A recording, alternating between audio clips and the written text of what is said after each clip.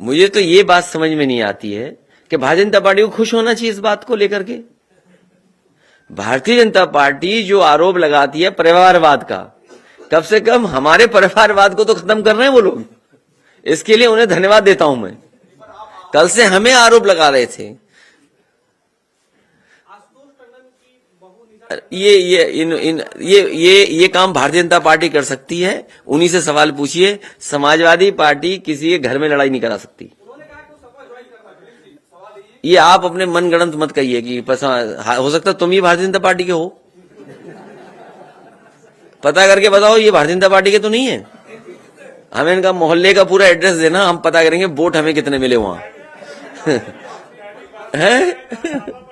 नहीं, हम ये नहीं करेंगे। ये परिवार में झगड़ा नहीं कराएंगे हम किसी के। ये कानूनी है, वो अपने कानूनी उसमें करें।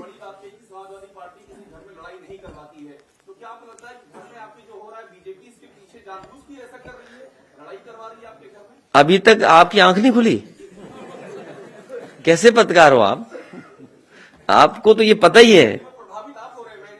नहीं, प्रभावित, सवाल प्रभावित का नहीं है। सवाल ये है क्या आप तक इतना तक नहीं जान पाए आप कि भारतीय जनता पार्टी जो परसेप्शन है, जो परसेप्शन समाजवादी पार्टी का है, जिस तरीके से समाजवादी पार्टी में भारतीय जनता पार्टी के बड़े बड़े मंत्री शामिल हुए हैं, जिनके पास व्यापक समर्थन है, जनाधार है, जो आपकी पार्टी में शामिल हुए स्वामी प्रसाद मौर्य जी, कितना बड़ा जन समर्थन है उनके पास।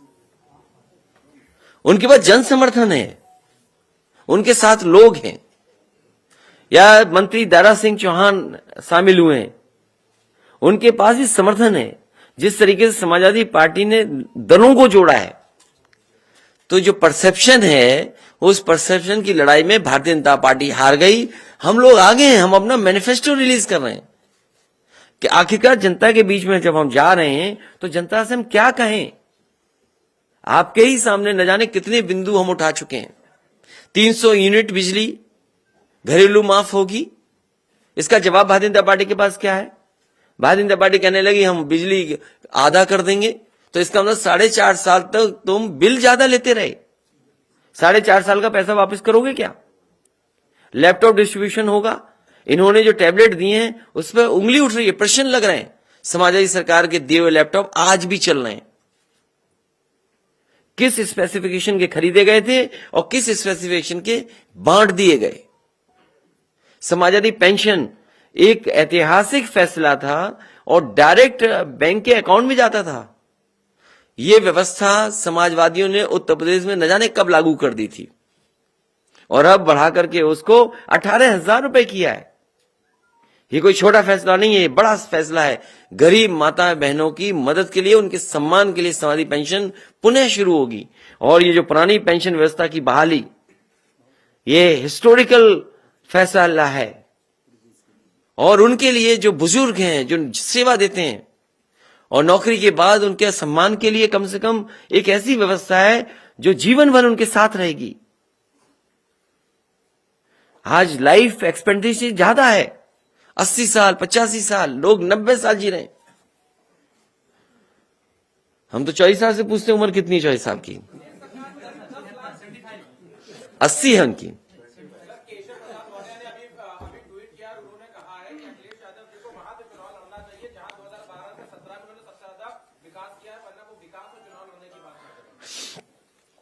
हाईवे पे कोई वो तो कॉन्स्टिट्यूंसी है नहीं।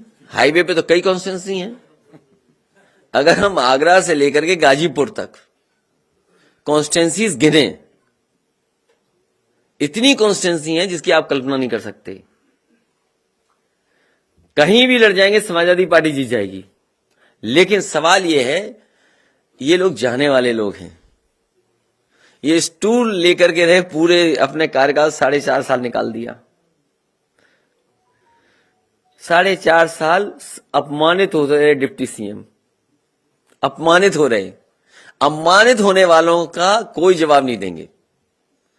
जिनको भारतीय जनता पार्टी की सरकार में अपमान मिला हो, जो अपने समाज के लिए कुछ न कर पा रहे हो, देखते रह गए, 69,000 कितनी बार लाठी खाए बताओ। यहां जितने नौजवान आए सब लाठी खाए, अपने हक के लिए, अपने सम्मान के लिए लड़ते रहे, कोई ये नहीं कर पाए, कुछ भी मदद नहीं कर पाए। इसलिए इन लोगों की चर्चा करना ही बेकार है।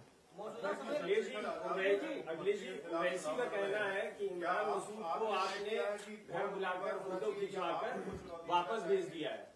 आप उसमें मत उलझो, वो कोई है,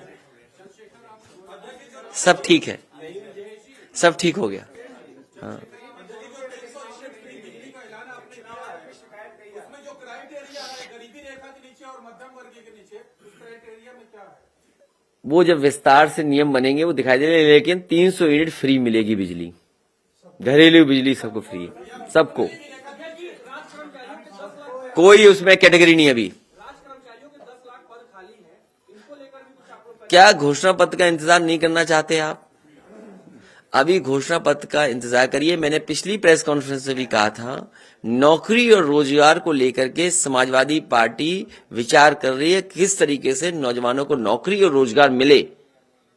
और मैंने पिछले 4.5 साल में जगह जगह जिन बच्चों को लैपटॉप दिया था, जिन बच्चों को लैपटॉप मिला था, उन्होंने अपनी मेहनत से, अपने परिश्रम से रोजगार और नौकरी करना शुरू किया है।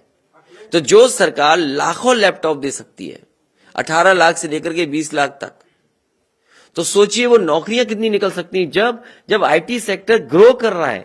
और कोविड और इसके समय हमने आपने देखा कि किस तरीके से ऑनलाइन चीजें बढ़ी हैं, आईटी के क्षेत्र में कितना विस्तार हुआ है, कितने परिवर्तन आए हैं, कितने रोजगार के अवसर हैं, नौकरी के अवसर हैं। तो इसलिए इंतजार करिए कि जो पार्टी 18 लाख लैपटॉप दे सकती है, 20 लाख लैपटॉप दे सकती है, वो सोचिए कितने रोजगार उस क्षेत्र में पैदा कर सकती है और देने का वादा करेगी। और उसका उदाहरण मैंने एचसीएल भी दिया था आपको कि लखनऊ जैसी जगह इतना अच्छा कैंपस अगर एचसीएल का लाने का काम किया, तो अगर ज्यादा से ज्यादा हमें सहूलियत देनी भी पड़ी या पॉलिसी के अंदर कुछ मदद की करनी पड़ी, तो हमारा स्वार्थ यही है कि उत्तर प्रदेश के नौजवानों को रोजगार और नौकरी मिले। उसके लिए इंडस्ट्री को कुछ भी सहूलियत देनी पड़ेगी, वो सरकार सहूलियत देगी, लेकिन उसके लिए इंतजार करिए मैनिफेस्टो का। बीजेपी के बाद, बीजेपी की तारीख अगर आपको पता हो तो हम अपनी तारीख बता दें। उनको क्या चिंता है, उनके सब हार रहे हैं, उनके सब हार रहे हैं अभी तक। सवाल है कि जब सीएम योगी ने ऐलान किया कि वो गोरखपुर से लड़ेंगे, तो आपने कहा कि उन्हें घर भेज दिया पार्टी ने। अब आप भी घर से ही जा रहे हैं, जिस जनता ने भेजा था उस संसदीय क्षेत्र से लड़ेंगे। समाजवादी पार्टी तय करेगी कहां चुनाव लड़े, लेकिन क्योंकि समाजवादी पार्टी आगे है, समाजवादी पार्टी आगे है, तो आगे ही रहेंगे हम भी, पहले चुनाव लड़ लेंगे, हम आगे रहेंगे।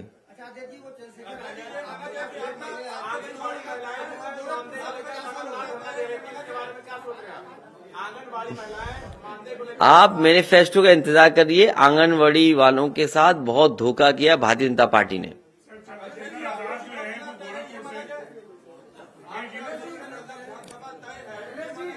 अभी कई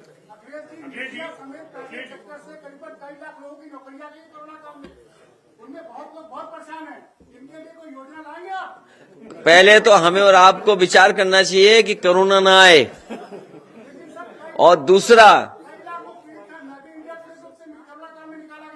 किससे निकाल दिए गए?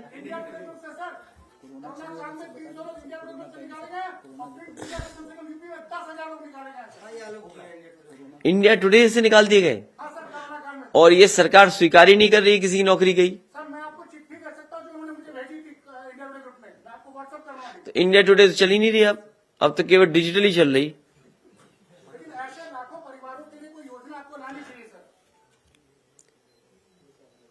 ये जितना चैलेंज इस बात को लेकर के है कि कोरोना जैसी बीमारी से हम कैसे उभरें, उससे बड़ी चुनौती इस बात की है कि हम अपनी अर्थव्यवस्था को कैसे बेहतर करें। और जो लोग डूब गई ये चीजें, मान लीजिए ये जिस मैगजीन की बात कर रहे हैं, अगर वो न डूबी होती अर्थव्यवस्था के कारण या कोरोना की वजह से, तो शायद ये नौकरी और रोजगार कर रहे होते। ऐसे लाखों लाख लोग हैं जिनका रोजगार छीना गया या नौकरी चली गई। हमारे पास पार्टी पे वो जानकारियां हैं कि बाजारों में व्यापारियों की जान चली गई, आत्महत्या कर ली। ये बड़े सवाल हैं जहां पर प्राइवेट संस्था से लोगों को निकाल दिया गया और उन्हें अपने बेहाल पे छोड़ दिया गया। इसलिए सबसे बड़ी चुनौती यह है कि ये चीज पटरी पे कैसे आए। इसीलिए हम चाहते हैं कि ऐसी सरकार बने जो लोगों के घर परिवार में खुशहाली ला सके।